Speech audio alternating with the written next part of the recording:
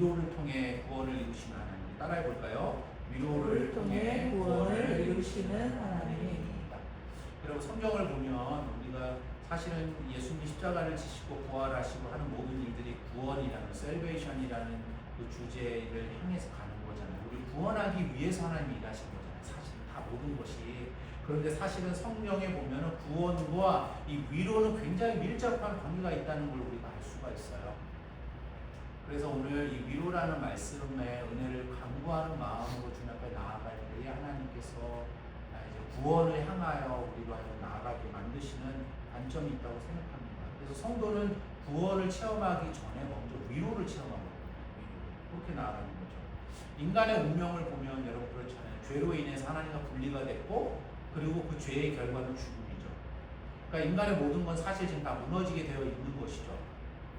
그러나 하나님의 역사의 주제는 구원의 역사거든요. 그러한 인간을 구원하기 위한, 우리 인간을 구원하기 위해서 역사를 움직이고 계신다는 거예요. 하나님 오늘도 지금 그렇잖아요. 역사를 움직이는 것이 구원이에요. 구원. 하나님은 구원입니다. 그래서 죄인을 죽음에서 구원해 주시기 위해서 모든 걸 다 집중하시는 분이 하나님이셔서 독생자 예수님도 그 구원을 위해 보내주셨고, 그리고 우리에게 그 구원을 또 적용시키기 위해서 성령도 보내주신 거거든요. 그렇죠? 그런데 그 구원과 항상 함께 움직이는 것이 뭐냐면 우리가 잘 놓치기 쉬운 개념인데 그게 바로 위로라는 개념이에요. 위로라는 개념입니다. 그러니까 위로는, 구원과 위로는 항상 같이 갑니다. 항상 같이 간다라는 것이죠. 예를 들면은 여러분 노아를 한번 생각해 보면요. 노아 잘 아시죠? 죄로 인해서 홍수의 심판이 있었어요. 창세기 6장 5절 말씀 같이 한번 읽어볼까요? 시작. 여호와께서 사람의 죄악이 세상의 관영함과 그 마음의 생각의 모든 계획이 항상 악한 뿐임을 보시고 땅 위에 사람을 지으셨음을 한탄하사 마음에 근심하시고 가라사대 나의 창조한 사람을 내가 지면에서 쓸어버리되 사람으로부터 육축과 기는 것과 공중의 새까지 그리하리니 이는 내가 그것을 지었음을 한탄함이니라 하시니라. 다 심판으로 지금 멸절시켜 버리겠다라는 것이죠. 그런데 그런 심판 중에도 하나님께서는 구원을 예비해 두셨죠. 구원을 그게 뭐예요? 방주죠. 그죠? 구원의 방주, 구원의 배, 그게 방주죠. 그런데 여러분 그 방주, 구원을 예비했는데 그 구원이라는 방주를 지은 사람이 누구예요? 노아잖아요. 노아. 근데 그 노아의 이름이 뭐냐면은 이름에 뜻이 있어요. 뜻이. 그게 위로예요. 위로. 이게 재밌는 거죠. 재밌는 연결이 있어요. 위로라는 이름을 가진 노아가 구원을 준비했다는 겁니다. 구원. 그러니까 구원과 위로는 이게 헤어질 수 없는 그러한 관계라는 것을 우리는 알 수가 있죠. 여러분 구약 선지자 가운데서 예수님께서 가장 많이 인용한 사람이 이사야예요. 이사야 선지자 말씀을 가장 많이 이야기했죠. 여러분 이사야 선지자의 그 이름의 뜻이 뭐냐면은 여호와가 구원하셨다라는 뜻이에요. 여호와가 구원하셨다. 그게 이사야라는 이름입니다. 근데 여러분 이사야가 보면 이사야서가 총 66장까지 되어 있거든요. 1장부터 39장까지, 그 다음에 40장부터 66장까지 이게 두 파트로 나눠져요. 그래서 1장부터 39장까지는 이스라엘의 심판, 막 죄를 범하고 이제 심판할 것이다라는 하나님의 심판, 그 다음에 40장부터 66장까지는 구원의 메시지가 이제 있습니다. 구원의 메시지. 그렇죠? 노아의 그 시대와 비슷해요. 심판, 이 할 거야. 그 다음에 구원, 이렇게 가는 것이죠. 너무나도 확연하게 두 파트가 나눠집니다. 전혀 다른 성경 같다라고 느껴질 정도로 앞에 부분과 뒤에 부분. 그런데 그 구원의 메시지가 시작되는 40장 1절이 어떻게 시작되냐면요. 같이 읽어볼까요? 시작. 너희 하나님이 가라사대 너희는 위로하라 내 백성을 위로하라 이렇게 시작해요. 위로를 통해서 구원으로 가신다는 거죠. 심판으로 끝나는 게 아니야. 심판 가운데 있는 하나님 백성들 어떨까요? 소망이 없잖아요. 그러한 하나님의 백성들에게 하나님께서는 위로하라. 왜냐? 구원이 준비되어 있어. 그러니까 위로해 주시는 거거든요. Comfort my people, comfort my people. 여기서부터 시작된다는 것이죠. 그래서 여기에 너무 감명을 받은 누가? 핸델, 메시아라는 작곡을 할 때에 그 시작이 40장 1절이잖아요. 내 백성을 위로하라 막 이렇게 핸델 막 시작하지 않습니까? 그 감명받아가지고 하나님의 구원이 이제 시작되는구나. 그 위로를 통해서 그렇게 된다는 거죠. 그것을 우리에게 보여주는 것 아닙니까, 여러분? 여러분, 죄인들은 구원이 필요해요. 그렇죠? 그렇지만 동시에 위로가 필요합니다. 하나님께서는 구원 체험을 하기 이전에 먼저 위로의 체험을 하도록 우리를 이끌어 주시죠. 이끌어 주시죠. 우리가 십자가 앞에 내가 나아갈 때에 하나님의 부활과 하나님 예수님의 십자가 사건 앞에 우리를 위로로 이끌어 주셔서 우리를 위로해 주시기 위해 십자가 앞으로 고난 주간에 그 은혜 앞으로 이끌어 주신다는 거 아니에요. 우리 위로해 주시고 걱정하지 마. 내가 널 위해 딱 십자가 졌잖냐. 그거 아닙니까, 여러분? 오늘 본문의 말씀은요, 예수님 말씀하신 팔복, 여러분 잘 알죠? 팔복의 말씀 가운데 두 번째 내용이에요. 다시 한번 읽어볼까요? 시작. 애통하는 자는 복이 있나니 그들이 뭐요? 저희가 위로를 받을 것입니다. 위로를 받는다고 얘기했죠. 여러분, 이 위로를 받다라는 그리스 헬라어는 파라클레오라는 뜻이에요. 파라클레오. 근데 그 뜻이 뭐냐면은 하나님께서 슬픔을 당하고 있는 당신의 성도들, 당신의 백성들 옆에 계시다라는 뜻이에요. 옆에 계시다. 지금 여러분 옆에 주님 계십니다. 파라클레오. 그렇죠? 위로하고 그렇게 계시다. 여러분, 여러분들 짐이 참 많아요. 저도 그렇지만 오늘 예배 가운데 위로받기를 진정으로 소망합니다. 가정에도 짐이 있고요, 직장에도 짐이 있고, 자녀들 볼 때 참 짐이 있고, 그 말로 다 말할 수 없는 짐들을 우리가 이렇게 버든이라고 그러잖아요. 지고 짐이 있거든요. 그러나 하나님께서 오늘 옆에서 우리를 위로하십니다. 이게 파라클레오예요. 저희가 위로를 받을 것이다. 소망적인 말씀이죠. 옆에 위로해 주시는 파라클레오. 어떤 성도분이 저에게 그 삶에 대한 짐, 너무나도 무겁고 힘들어서 저한테 문자를 보내주신 적이 있었어요. 너무 힘듭니다. 어떻게 해야 될지 모르겠습니다. 그때 저도 문자로 기도해 드렸죠.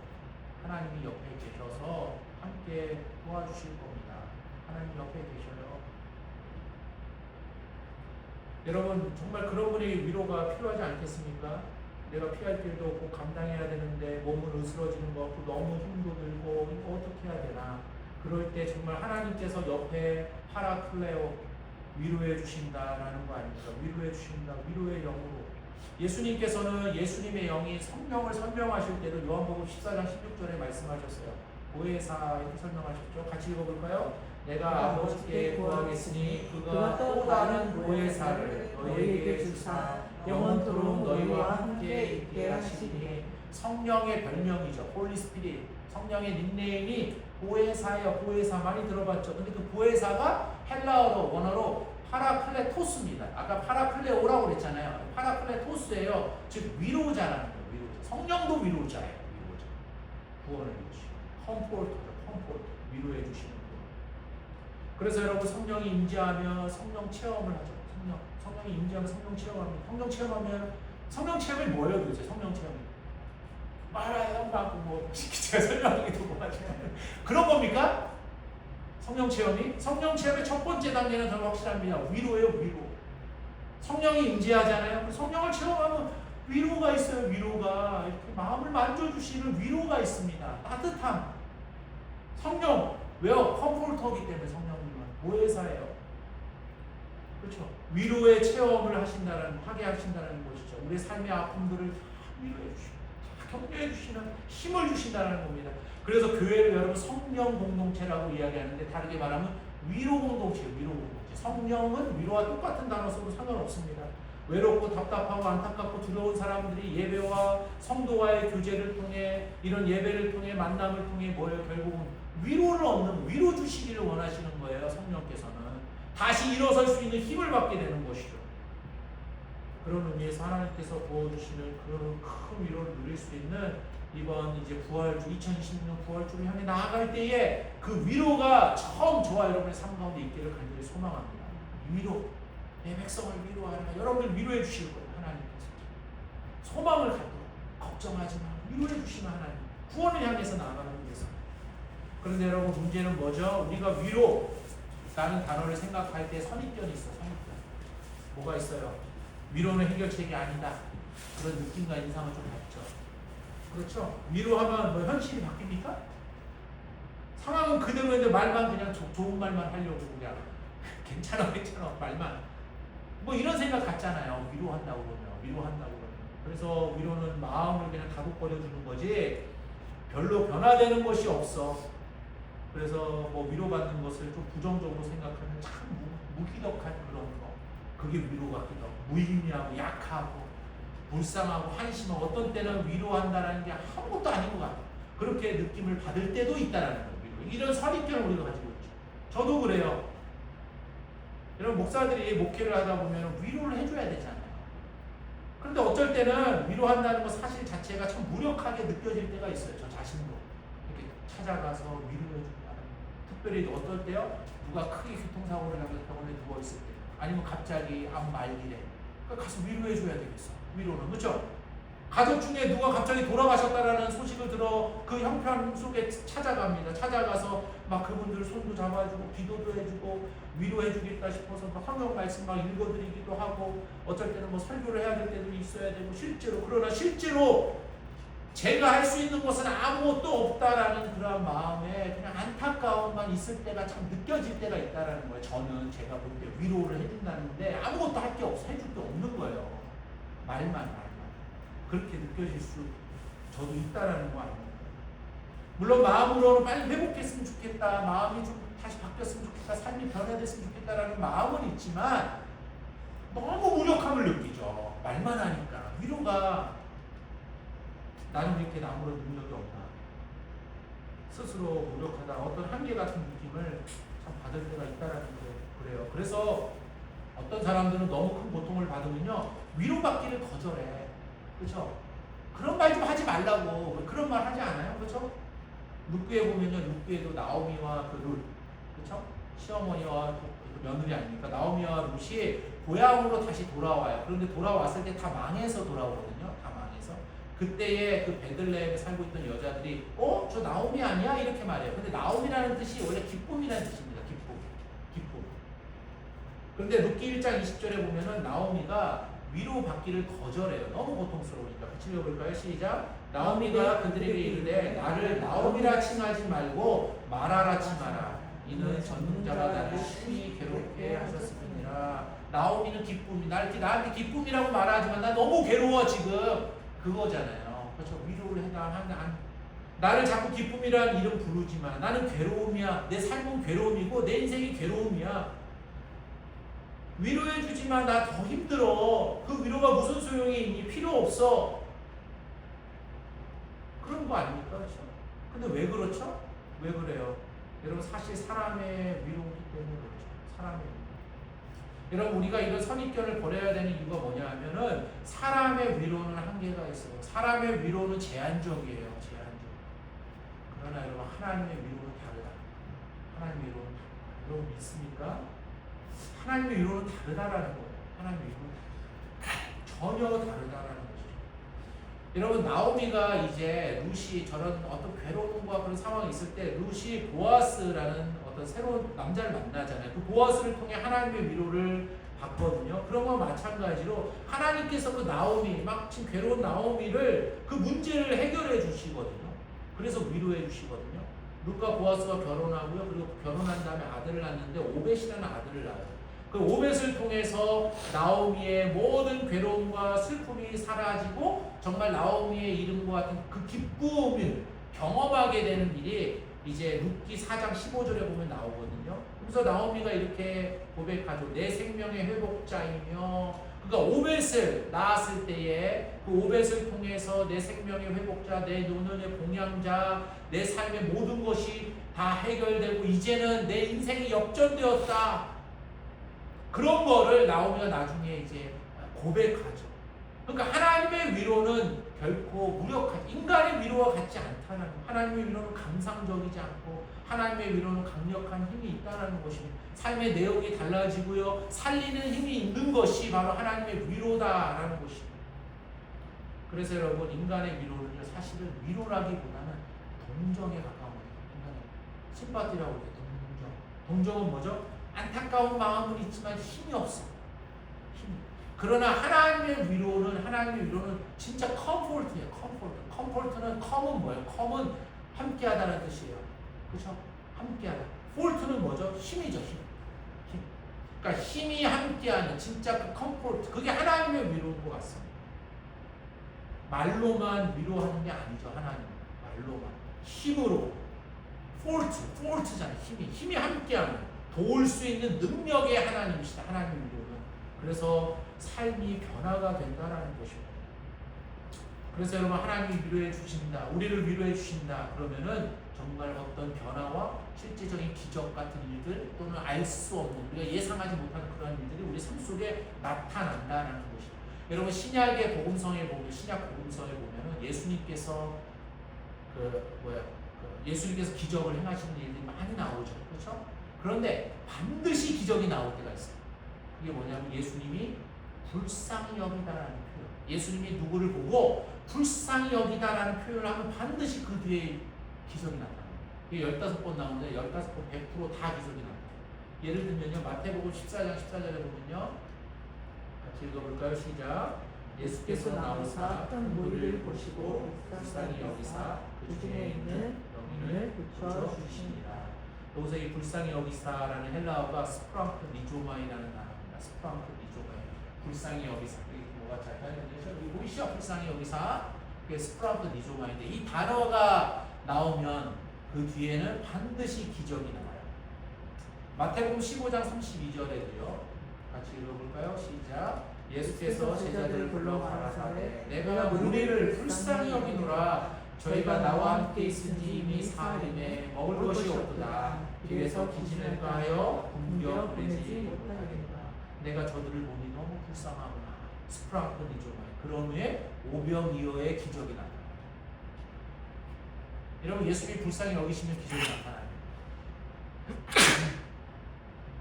우리가 아직 좀 덜 불쌍한가 봐. 예수님. 저도 그죠? 그렇게 많은 걸 줬는데도. 근데 진짜 예수님께서 불쌍히 여기시면은 되는 거거든요. 오늘도 우리가 예배 드릴 때 어떤 건지 모르지만 우리 삶에 배고픔이 있죠. 때로는 경제적으로 힘들 수도 있고, 때로는 미래에 대한 어떤 그렇죠? 여러 가지. 근데 예수님께서 저와 여러분을 불쌍히 여겨주시면, 위로해 주시면 이 변화가 되거든요. 위로의 은혜, 그 은혜가 필요한 것이죠. 그 예수님의 위로는 풍성한 변화를 만들어내죠. 위로의 하나님이시죠. 그러니까 우리가 믿는 예수님이 위로의 하나님이심을 우리 복음서를 통해서 우리를 충분히 알 수가 있어요. 누가복음 7장 12절에도 보면요, 이런 얘기가 있죠. 같이 읽어볼까요?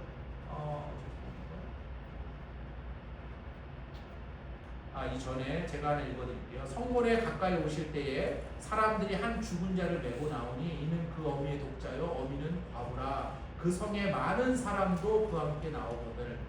나인성이라는 곳에 살고 있는 과부가 있었는데요. 아들이 죽었어요. 아들 하나밖에 없는 아들이 죽어서 죽게 됩니다. 그러니 그 과부에게 있어서 그 아들은 뭐예요? 소망이죠. 호프예요. 호프. 근데 그 호프가 사라진 거죠. 남편도 죽었는데 아들도 죽으니 그 여인에게 있어서는 소망이 없는 거잖아요. 그러다 보면 삶이 흔들리고 그 가정이 깨지는 거 아니겠습니까? 그런데 우리의 삶 속에도 우리가 비슷한 걸 경험하죠. 내가 어떤 소망을 갖고 있는 뭐가 있어. 근데 그게 깨어지는 어떤 압박이 있죠. 압박. 그렇죠? 여러 가지. 그런데 결국에는 예수님께서는 저 과부를 보고 불쌍히 여기세요. 그리고 그 청년을 살려주십니다. 여러분 예수님께서 우리를 불쌍히 여기시고 우리 가정을 불쌍히 여기시면 우리 가정도 살려주시는 것이죠. 전혀 해결되지 못할 것 같은 막혀 보이는 일들도 하나님께서는 해결해 주시는 거죠. 예수님 마음속에 우리를 볼 때 불쌍히 여기시는 그 마음, 위로의 하나님이 우리에게 임재해 주시면 모든 것이 다 가능해질 수 있다는 것을 우리 가운데 소망으로 말씀해 주시면 그러니까 구원으로 이루어지는 거죠. 하나님의 위로가. 여러분 죄의 문제도 그래요. 누가복음 18장 13절인데 같이 읽을까요? 시작. 세리는 멀리 서서 감히 눈을 들어 하늘을 우러러보지도 못하고 다만 가슴을 치며 가로되 하나님이여 불쌍히 여기옵소서. 나는 죄인이로소이다 하느니라. 나를 불쌍히 여겨주세요. 이렇게 세리가 말하잖아요. 그때에 예수님께서 뭐라고 말씀하셨어요? 시작. 내가 너희에게 이르노니 이 사람이 저보다 의롭다 하심을 받고 집에 내려가느니라. 바리새인이 아니라 지금 불쌍히 여겨달라는 세리가 용서를 받고 돌아갔다. 그러니까 주님의 위로가 임하게 되면 어때요? 아무리 죄의 짐이 무겁고 해결하지 못하는 어떤 그런 죄의 문제도 다 용서의 능력이 그 안에 나타난다는 거죠. 그러니까 예수님이 불쌍히 여기시는 마음이 있으면은 우리 삶의 문제들, 나의 죄의 문제들, 나의 관계의 문제들, 이 모든 것들 가운데에 하나님의 놀라운 능력이 나타난다는 것이죠. 여러분, 우리의 삶 가운데 최고의 대적이 뭐예요? 죽음이죠. 죽음. 뭐라고 그래도 죽음 아닙니까? 죽음의 세력인 사망 앞에서는 다 무력하죠. 아무도 뭐 돈이 아무리 많아도 뭐 왕이라고 해도 대단한 권력과 인기를 가지고 있다 할지라도 뭐 죽음 앞에서는, 사망 앞에서는 아무것도 아니죠. 몇 달 전인가요? 영화배우 안성기 씨가 혈액암으로 74세에 죽었죠. 74세. 제가 뭐 고등학교 때만 옛날에 고래사냥인가 뭐 영화도 나와 있었고, 안성기 씨하고 굉장히 그 나이스하고 그렇죠? 매력 있어 존경받는 멋진 배우죠. 죽음 앞에서는 뭐 꼼짝을 못하죠. 사망의 호출 앞에서는 꼼짝을 못하죠. 저 여기 있는 저와 여러분도 아무리 힘이 있고 능력 있고 젊음이 있고 돈이 있어도 하나님이 사망 호출하면은 여러분 막을 자신 있습니까? 거절할 사람이 있어요? 부르면 다 가는 거예요. 우리는 죄 때문에 우리는 결과적으로 사망에 이르게 됩니다. 사망은 누구도 이길 수가 없어요. 그렇지만 우리가 가지고 있는 신앙은 뭐라고 성경은 얘기해요? 죽음을 이기는 오버컴, 이기는 신앙이다라고 말하죠. 그러니까 이게 굉장한 능력인 거거든요. 주님의 위로가 임하게 되면은 죽음조차도 이기는 능력이 있다. 예수님의 그 위로가 임하면은, 그렇죠? 죽음 앞에서도 구원을 향한 발걸음과 도전이 있다는 거죠. 그게 바로 부활장 아닙니까? 고린도전서 15장 15절에 말하잖아요. 같이 읽어볼까요? 시작. 사망아 너의 이기는 것이 어디 있느냐? 사망아 너의 쏘는 것이 어디 있느냐? 사망에 쏘는 것은 죄요, 죄의 권능은 율법이라. 우리 주 예수 그리스도로 말미암아 우리에게 이김을 주시는 하나님께 감사하니. 이것이 바로 우리 성도의 능력이죠. 아무리 우리가 죽는 상황이 된다 할지라도 하나님의 위로가 함께하게 되면 승리할 수 있다. 안 죽는다라는 얘기가 아니죠. 승리할 수 있다라는 거잖아요. 여러분 믿으세요? 우리가 언젠가 하나님의 부르심 앞에 병원에서 아니면 집안에서 언젠가는 저도 그렇죠? 다 부름 받잖아요. 그때 하나님의 위로가 정말 크게 있었으면 좋겠어요. 그럼 두려움으로 가는 게 아니죠. 어차피 죽는 건데, 그렇죠? 승리를 붙들고 나갈 수 있는 거죠. 하나님 위로가 있으면 구원을 향해서 나가. 그러니까 하나님의 위로는 모든 걸 다 뒤집는 거거든요. 죽음도 생명으로, 질병도 건강으로, 다 무너진 것도 대승리로 다 변화될 수 있다는 것이죠. 그러니까 주님의 위로는 그냥 인간이 다독거리는 말이 아니라 정말 역전의 위로라는 소망이 담긴 주님의 위로를 붙들어야 된다는 거죠. 주님 위로해달라고. 날 위로해달라고. 불쌍히 여겨달라고. 그럼 반드시 승리한다는 거죠. 1963년도인가요? 흑인 인권 운동이 있었습니다. 마틴 루터 킹 목사님을 중심으로 미국에서 1963년.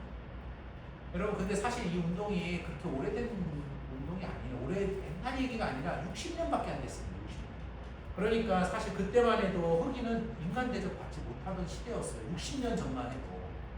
그게 오래된 얘기가 아니거든요.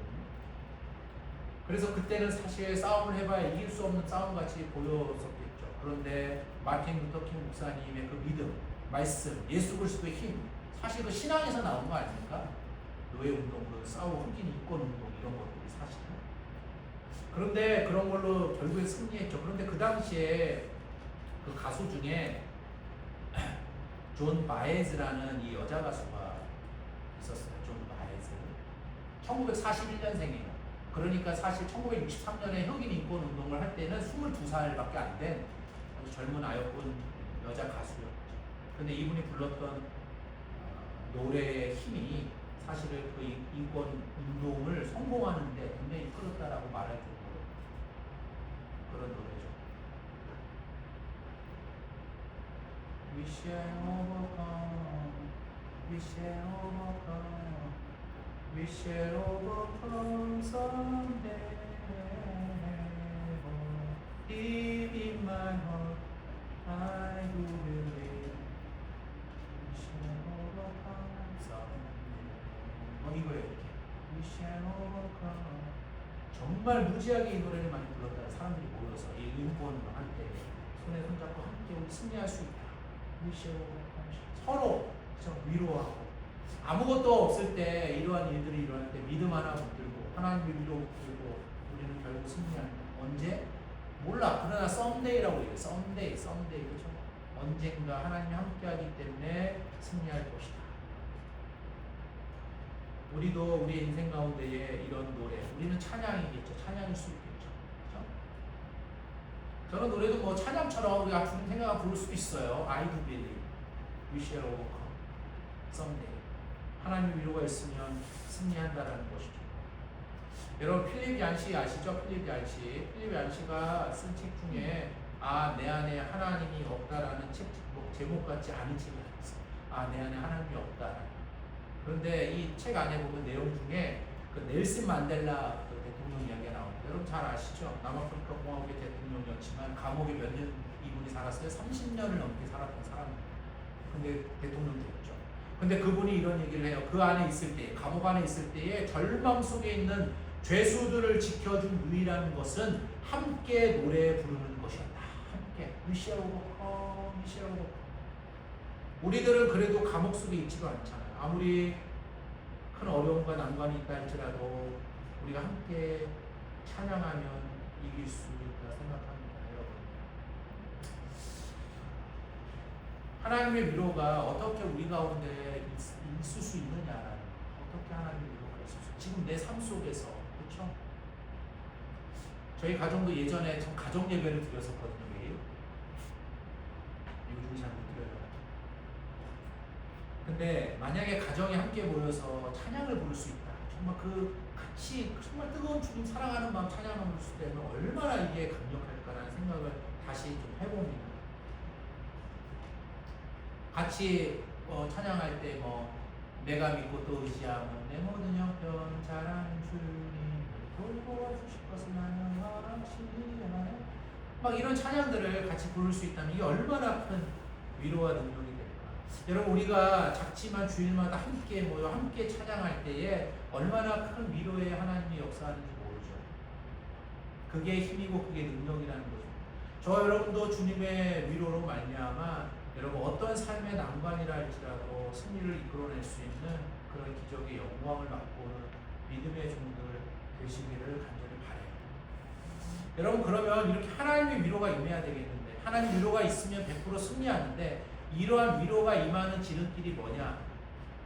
다시 본문의 말씀으로 돌아갑니다. 같이 다시 한번 읽을게요. 시작. 애통하는 자는 복이 있나니 그들이 위로를 받을 것이며. 이렇게 말합니다. 하나님의 위로가 임하면은 100% 승리를 하는데, 하나님 불쌍히 여겨주시면 100% 승리하는데 그 위로가 강력하게 임하는 지름길이 뭐라고요? 애통이에요. 애통하는 거. 애통하는 건 뭐죠? 우는 거잖아요. 여러분 운다라고 할 때 우는 거 누구한테 우리가 배워야 되겠어요? 우는 거 누구한테 배워야 되죠? 아기들한테. 아기들 정말 잘 울죠. 시도 때도 없이 우는 것도 참 귀엽고 있고, 분위기 파악 못하고 울기도 하고, 조용히 울기도 하고, 시끄럽게 울기도 하고, 길게 울기도 하고. 네? 어떨 때는 왜 우나 이상하게도 울어요. 여러분 아기들은 왜 울죠? 안 울면 되는데 왜 울죠? 무력하니까 울 수밖에 없는 거예요. 왜냐하면 얘네들은 언어가 딱 하나야. 우는 거. 그게 얘네 언어입니다. 배고파도 울고요, 아파도 울어요, 기저귀가 젖어도 울고, 잠 안 올 때도 웁니다. 엄마 부를 때도 우는 걸로 불러요. 언어가 딱 하나야. 우는 거 하나. 그냥. 그죠? 다른 의사 표현 방법이 하나도 없습니다. 그래서 엄마를 부를 때도 울면 엄마가 그걸 듣고 오잖아요. 울면 되는, 우는 거 하나. 근데 재밌는 건 뭐냐 하면은 엄마는 아이의 울음을 들을 뿐 아니라, 제가 어렸을 때가 아니죠. 아이들이 어렸을 때 와이프가 하나 그랬어요. 이렇게 밤에 왜 이렇게 잠을 잘 자냐고. 애들은 막 밤에도 울잖아요. 엄마는 깨는 거예요. 소리를 듣는다는 거죠. 근데 저는 울었어? 그렇게 안 들려. 근데 들을 뿐만 아니라 그 울음의 의미도 식별해낸다는 거 아니에요. 대단하죠, 엄마는. 울음이 똑같아. 근데 식별해내. 저 지금 기저귀를 달라는 거구나. 뭐 안아달라는 울음이구나. 먹을 거 달라나 본데. 자고 싶다라는 거구나. 그걸 다 이렇게 식별해내는 거 아닙니까? 울으면 똑같은 울음인데 그걸 보면서 제가 깨달은 게 있어요. 아, 내가 하나님 앞에 그냥 단순하게 울기만 해도 나의 그 위로의 하나님께서는 그 울음을 식별해내십니다. 여러분 믿으세요? 그냥 우는 거거든요. 막 하나님 앞에 뭐 설명할 필요가 없이 그냥 우는 거죠. 설명을 뭐 잘 하십니까? 저와 여러분이? 그리고 우리 인생이 사실 설명이 안 되는 상황이 얼마나 많아요. 하나님 앞에 일일이 막 기가 억울해가는 거 설명이 안 되는 상황 그냥 우는 거죠. 그런데 어머니가 그 아기들의 울음을 식별하는 것처럼 왜 내가 울고 있고 내가 어떤 마음에 지금 울고 있는지를 하나님은 다 아시고 그걸 풀어주시고 위로해 주신다는 거 아닙니까? 그렇죠? 그게 통해요. 이사야서 66장 13절에 말합니다. 어미가 자식을 위로함 같이 내가 너희를 위로할 것인즉 너희가 예루살렘에서 위로를 받으리니 이렇게 말하죠. 내가 위로한다. 무슨 말이죠? 울음까지 식별해서 내가 너의 그 눈물, 애통 도와주겠다. 그거 아닙니까? 그래서 하나님 앞에 가져야 될 가장 큰 복인 것 같아요. 애통할 줄 아는 통복이 있는 신앙. 여러분 언제 울어보셨어요? 하나님 앞에서? 언제 인생의 힘든 것 때문에 하나님 앞에 눈물을 지어본 적 있으십니까? 너무 우리의 가슴이 메말라 있지는 않습니까? 마음을 우리가 적셔야 되는 거 아닙니까? 가물음의 마른 땅이 찬양 아시죠? 단비를 내리시듯 성령의 단비를 부어 새 생명 주옵소서. 빈들의 마른 풀같이 시들은 나의 영혼 주님의 허락한 성령 컴포터죠. 간절히 기다리네. 가물음의 마른 땅에 단비를 내리시듯 성령의 단비를 부어 새 생명 주옵소서. 이게 은혜라는 거죠. 이게 그렇죠. 눈물 흘릴 수 않는 거.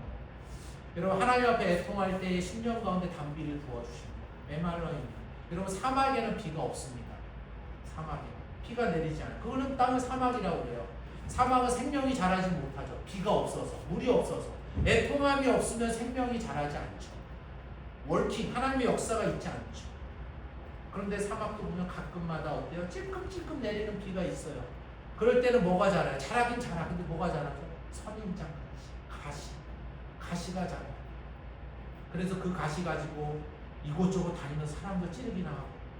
그러니까 어떤 충만한 은혜가 아니라 그렇죠? 어떤 충만한 어떤 하나님의 은혜와 어떤 능력이 아니라 가시밖에 못 자라게 만드는 어떤 미약한 은혜의 사람들. 그래서 우리에게는 풍성한 은혜, 이러한 은혜를 필요로 하고 받을 줄 알아야 된다는 것입니다. 가물어 메마른 땅에 단비를 내리시듯 은혜의 단비를 부어주시고 하나님이 우리를 위로해 주시면 우리의 심령이 다 바뀔 수 있다는 것입니다. 혹여나 우리 안에 이 가시 같은 그 정도밖에 안 되는 그런 모습이 우리가 있지는 않은지 아니면 메말라 있지는 않은지 오늘 정말 풍성하게 내 심령이 적셔지는 그런 능력을 맛보는 성도들이 되셨으면 좋겠어요. 여러분 그리고 애통함이 있을 때에 열매가 있을 수 있다라고 말하죠. 누가복음 8장 6절에 보면요 이렇게 말씀합니다. 같이 읽어볼까요? 시작. 더러는 바위 위에 떨어짐에 났다가 습기가 없으므로 말랐다. 여러분 왜 바위 위에 떨어졌던 씨가 죽었죠? 습기가 없어서 말랐다고 얘기하거든요. 그러니까 습기가 없다, 눈물이 없다, 눈물이 없다, 열매가 없죠. 그 씨가 열매를 맺어야 되는데 눈물이 없으면은 열매로 연결되지 않는다라는 거죠. 우리가 신앙생활하고 우리가 살아가는데 우리의 삶에 열매가 있습니까? 왜 이렇게 애들은 말도 안 듣고 그냥 힘들게 하는지, 가정은 왜 이렇게 어렵게 흘러가는 것인지, 주변의 사람들은 다 떠나가는 것 같고 왜 이렇게 그냥 메마른 느낌이 드는지, 먼저는 우리의 눈에 정말 눈물이 있는지 습기가 있는지 다 말라버린 건 아닌지 우리가 생각할 수 있어야 된다는 것이죠. 부르짖음이 있어야 된다는 것입니다. 부르짖음. 또 애통할 때는 어떤 문제가 여러분 해결돼요? 애통할 때는 죄의 문제가 해결될 수 있다. 죄 없는 인간이 어디 있어요? 다 죄 있죠. 구약 성경에 보면 다윗도 죄지었고 사울도 죄지었잖아요. 근데 차이점이 있죠. 사울은 범죄했지만 애통함이 없어요. 그러나 다윗은 범죄했지만 하나님 앞에 엎드리는 애통함이 있었잖아요. 그렇죠? 시편 56절 8절에도 말하죠. 나의 유리함을 주께서 계수하셨으니 나의 눈물을 주의 병에 담으소서. 자기가 지은 죄악 때문에 얼마나 애통하고 얼마나 눈물을 흘리고 사심을 얻잖아요. 결국에는. 그렇죠? 신약 성경에서도 그렇잖아요. 예수님의 제자 가운데 베드로도 범죄하고 가룟 유다도 범죄하는 똑같이 범죄한 거거든요. 베드로도 예수님을 부인하고 가룟 유다도 예수님을 부인해요. 그런데 차이점이 있죠. 베드로는 다 볼 때 나가 심히 통곡했잖아요. 애통했다라는 거거든요. 근데 가룟 유다는 그게 없어요. 여러분, 우리의 죄 문제가 무엇이? 죄가 있고 없고의 문제가 아니라 차이점은 딱 하나죠. 그걸 놓고 애통하는 마음이 있고 하나님 앞에 통곡하는 모습이 있는가라는 것입니다. 그러니까 애통하는 자는 뭐예요? 죄 사함도 받을 수 있는 놀라운 은혜, 하나님 위로의 은혜로 나아갈 수가 있는 것입니다. 여러분, 구약의 그 히스기야 같은 왕도 병들었을 때에 죽을 병이 걸리잖아요. 히스기야 죽을 병도 걸렸고 지금 예루살렘이 지금 이방 민족에 의해서 포위돼서 다 망할 상황이었어요. 그때 그 히스기야가 뭘로 뚫고 가냐면 애통함으로 뚫고 가거든요. 열왕기하 20장 5절에 보면 이렇게 말합니다. 같이 읽을까요? 시작. 하나님 여호와의 말씀이 내가 내 기도를 들었고 내 눈물을 내가 보았다 이렇게 말하죠. 그래서 하나님께서 히스기야에게 15년을 더 살게 해주시잖아요. 그러니까 히스기야는 눈물로 애통으로 자기의 삶에 있는 문제를 풀어버리죠.